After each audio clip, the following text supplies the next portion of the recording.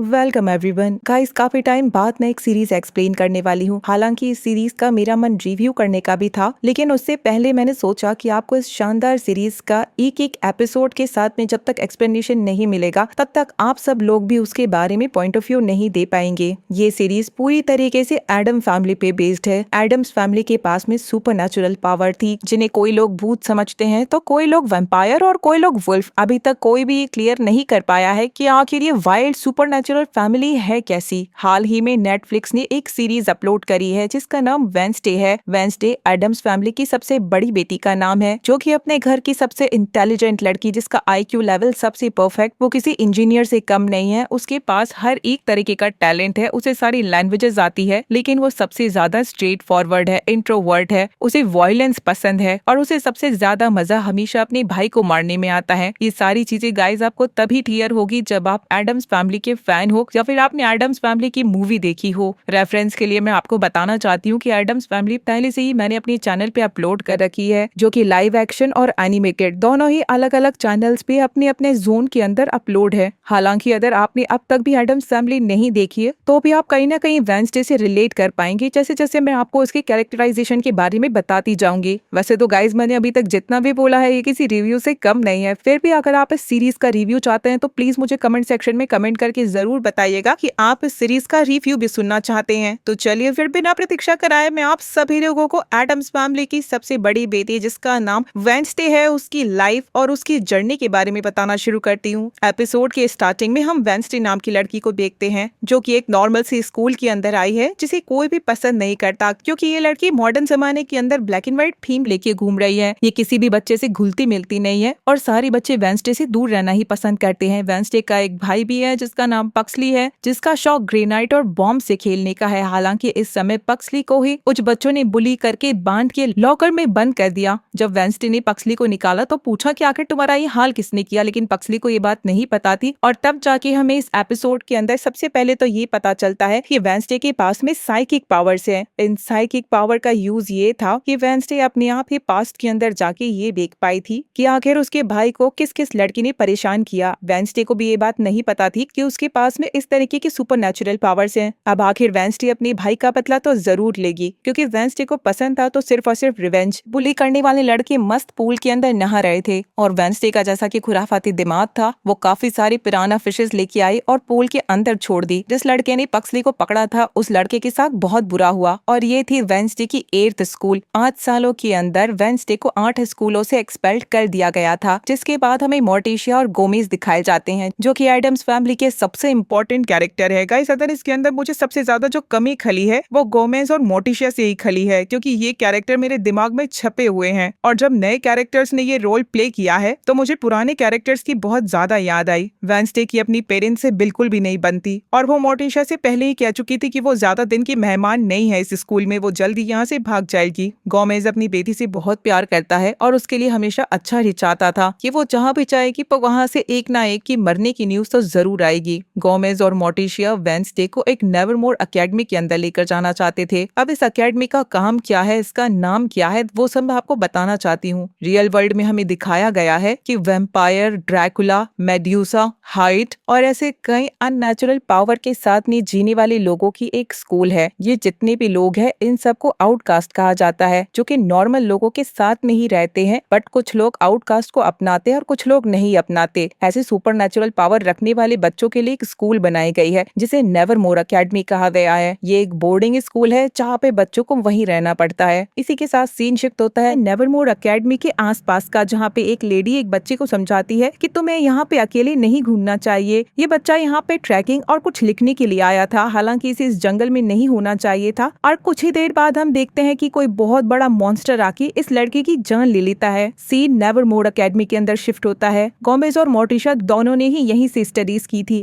इस स्कूल की प्रिंसिपल का नाम लैरिसा विम्स था, जो कि मोर्टिशिया की क्लासमेट, रूममेट और बहुत अच्छी फ्रेंड भी थी। नेवरमोर से पास आउट होने के बाद लैरिसा ने इसे ही अपना पैशन बना लिया और वो इस स्कूल का मैनेजमेंट संभालने लगी। इस स्कूल की भी कुछ रूल्स थे कि बीच सेशन के अंदर वो किसी भी बच्चे को नहीं लेंगे, लेकिन जैसा कि वेंसडे के पेरेंट्स यहीं के ये स्टूडेंट थे, इसी कारण लैरिसा मोर्टिशिया को मना नहीं कर पाई और वेंसडे को यहाँ पे एडमिशन मिल जाता है। यहाँ पे हालांकि वेंसडे ने इसी टाइम पे प्रिंसिपल लैरिसा को कह दिया था कि मैं यहाँ पे ज्यादा दिन नहीं रुक पाऊंगी। और लरिसा ने भी चैलेंज किया था कि मैं देखती हूँ कि यहाँ से पहले कौन जाता है। वेंसडे को एक रूममेट मिलती है जिसका नाम इनेट था। इनेट वेंसडे के बिल्कुल अपोजिट रंगीली सी लड़की थी। उसे हर चीज करना पसंद था जो कि गर्ल्स को करना पसंद होता है। वो सोशल मीडिया पे एक्टिव थी, उसे कलर्स पसंद थे, उसे लोगों से मिलना जुलना फ्रेंडशिप सब पसंद था। वेंसडे बिल्कुल इसके अपोजिट थी। वो एक ब्लैक एंड व्हाइट लड़की थी, सोशल मीडिया से दूर रहती थी, उसे फ्रेंडशिप करना नहीं पसंद था। लेकिन अपने पेरेंट्स से दूर रहने के लिए वो इस समय नेवरमोर को भी एक्सेप्ट कर लेती है। इनेट अपने साथ में वेंसडे को लेके जाती है और पूरे स्कूल का सैर कराती है, जहाँ पे वो हर अलग अलग आउटकास्ट बच्चों के बारे में वेंसडे को बताती है। हालांकि स्कूल के अंदर पहले से ये गॉसिप होना शुरू हो गई थी कि एक साइकोपैथ लड़की जिसका नाम वेंसडे है, उसने स्कूल के मिड सेशन में एंट्री ली है। आखिर के अंदर गोमेज, मोर्टिशिया और पक्सली के जाने का टाइम आ गया था। ये लोग वेंसडे को गुड बाय करते हैं और कहते हैं कि हम तुम्हें बहुत याद करेंगे, लेकिन वेंसडे को इन लोगों से कोई मतलब नहीं था। मोर्टिशिया जाने से पहले वेंसडे को एक लॉकेट देके जाती है जो कि एक डब्ल्यू के सिंबल का था। वेंसडे के लिए वो लॉकेट इम्पोर्टेंट नहीं था क्योंकि वो अपनी माँ को पसंद ही नहीं करती थी, लेकिन अकॉर्डिंग टू मोर्टिशिया ये पैंडल आगे जाके वेंसडे को बहुत ज्यादा हेल्प करेगा। वेंसडे यहाँ पे अकेली ना रहे और वो किसी और को नुकसान ना पहुंचा दे, इसी कारण एडम्स फैमिली वेंसडे के लिए अपना सबसे इम्पोर्टेंट पर्सन वेंसडे के साथ ही छोड़ देते हैं, जो कि था थिंक। ये एक सिंगल हैंड है जिसकी बॉडी है ही नहीं, लेकिन फिर भी इस हाथ में जान है। स्टोरी आगे बढ़ती है और हमें जंगल दिखाया जाता है। यहाँ के पुलिस वाले को शेरिफ कहा जाता है। इस समय जो पुलिस स्टेशन के अंदर जो सबसे बड़ा मास्टर रहता है उसे भी शेरिफ कहा जा सकता है। शेरिफ यहाँ पे जंगल में छानबीन करता है और ये उसका दूसरा तीसरा केस था जब किसी इंसान के इतने बुरी तरीके से इन्हें टुकड़े मिले थे, क्योंकि कोई भी जानवर इंसान के इतने बुरी तरीके से टुकड़े नहीं कर सकते थे। शेरिफ को पूरा डाउट नेवरमोर स्कूल के ऊपर ही था, क्योंकि वहीं पे सुपरनैचुरल पावर्स रखने वाले बच्चे हैं। वेंसडे को रूम शेयर करना पसंद नहीं था, लेकिन अब जब उसे इनेट के साथ में डाल दिया गया था तो वेंसडे अपना रूम खुद के हिसाब से बनाने लगी थी। आधे रूम को वो पूरी तरीके से ब्लैक एंड व्हाइट कर देती है, वहाँ से कलर्स हटा देती है। इसी के कारण इनेट की उससे थोड़ी बहुत बहस हो जाती है। इनेट वेयरवुल्फ फैमिली से बिलोंग करती थी। हालांकि इनेट अभी तक भी पूरी तरीके से वेयरवुल्फ नहीं बनी थी, सिर्फ उसके नाखून बाहर आते थे, लेकिन फिर भी वो वेंसडे को पूरी तरीके से नोट सकती थी। और इसी टाइम पे एंट्री होती है मिस थॉर्नहिल की। ये टीचर यहाँ पे प्लांट की टीचर हैं। गाइस, ये सीन और ये जगह देखिए मुझे कहीं ना कहीं हैरी पॉटर पे रिलेट करता है, क्योंकि हैरी पॉटर के अंदर भी प्लांट्स की ऐसी ही एक टीचर हुआ करती थी। जैसे ये स्कूल है, स्कूल के अंदर जैसे बच्चे हैं, जैसा मैजिकल पावर्स है, ये सब कुछ कहीं ना कहीं हैरी पॉटर से बहुत रिलेट करती है। थॉर्नहिल भी आके वेंसडे से उसका हालचाल पूछती है और कहती है कि अगर तुम्हें किसी भी चीज की जरूरत हो तो तुम मुझसे बात कर सकती हो, लेकिन वेंसडे थॉर्नहिल को भी उल्टे सीधे जवाब देके यहाँ से भेज देती है। अगले दिन हम यहाँ पे वेंसडे को देखते हैं जो कि अपने सबसे फेवरेट एक्टिविटी करने आई थी। वो यहाँ पे फेंसिंग करने आई थी। अब फेंसिंग का मीन्स है गाइस तलवारबाजी करना। इस स्कूल के अंदर सबसे पॉपुलर लड़की का नाम बियंका था। बियंका के पास सुपरनैचुरल पावर थी कि वो किसी को भी अपनी आवाज से मैनिपुलेट कर सकती है। वो जो कहेगी सामने वाला इंसान भी मैनिपुलेट होकर वही करता रहेगा। बियंका यहाँ पे एक रोवन नाम के लड़के के साथ में प्ले कर रही थी और उसे बहुत बुरी तरीके से हराने के बाद उसकी इंसल्ट भी करने लगी। कद यहाँ पे बियंका का कहना था कि क्या कभी भी कोई मुझसे आके लड़ सकता है, क्या कोई ऐसा पैदा भी हुआ है? और तभी यहाँ पे वेंसडे आके खड़ी हो जाती है और उसके बाद में बियंका से फाइट करने के लिए उसे चुनौती दे देती है। देखते ही देखते वेंसडे और बियंका के बीच में बहुत शानदार वाली फाइट दिखाई जाती है, जिस फाइट के अंदर वेंसडे जीत जाती है। और जीतने के बाद में वेंसडे यहाँ पे शर्त रखती है कि अगर वो नेक्स्ट राउंड खेलेगी तो इंटरनेशनल रूल्स के साथ नहीं खेलेगी, यानी कि नो कवर नो मास्क। जीत यहाँ पे किसी का खून ही तय करेगी। और इस राउंड के अंदर बियंका जीत जाती है और वेंसडे के सर पे चोट लग जाती है। वेंसडे को ये बात बिल्कुल मंजूर नहीं होती। वेंसडे जब यहाँ पे फर्स्ट एड लेने के लिए रुकी हुई थी तब वो रोवन से भी मिलती है और अब शर्त के मुताबिक वेंसडे स्कूल को छोड़ के जाने वाली थी। वैसे भी वेंसडे स्कूल में ज्यादा दिन नहीं रहती, लेकिन जैसे ही वेंसडे यहाँ से बाहर